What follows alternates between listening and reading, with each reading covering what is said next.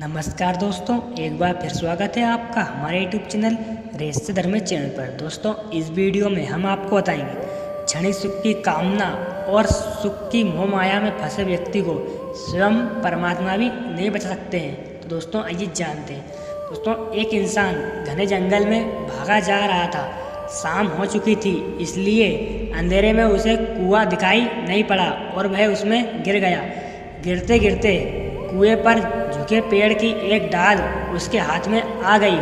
जब उसने नीचे झांका तो उसकी आंखें फटी की फटी रह गई, क्योंकि कुएं में 4 अजगर मुंह खोले उसे देख रहे थे और जिस डाल को वह पकड़े हुए था उसे 2 चूहे कुतर रहे थे। इतने में एक हाथी आया और पेड़ को जोर जोर से हिलाने लगा।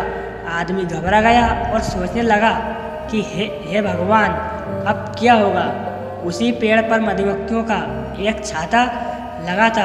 हाथी के पेड़ को हिलाने से मधुमक्खियाँ उड़ने लगी और शहद की बूंदें टपकने लगी। एक बूंद उसके होठों पर आ गिरी। उसने प्यास से सूख रही जीभ को होठों पर फेरा तो शहद की उस बूंद में गजब की मिठास थी। कुछ पल बाद फिर शहद की एक और बूंद उसके मुंह में टपकी। अब वह इतना मग्न हो गया कि वह अपनी मुश्किलों को भूल ही गया। तभी उस जंगल से शिवजी एवं पार्वती जी अपने वाहन से गुजरे। माँ पार्वती जी ने उसकी दयनीय स्थिति को देखकर भगवान शिव से उसे बचाने का अनुरोध किया। भगवान शिव ने उसके पास जाकर कहा, मैं तुम्हें बचाऊंगा, मेरा हाथ पकड़ लो। उस इंसान ने कहा कि एक बूंद शहद और चाट लूँ, फिर चलता हूँ। एक बूंद, फिर एक बूंद और एक बूंद के बाद अगली बूंद का इंतजार।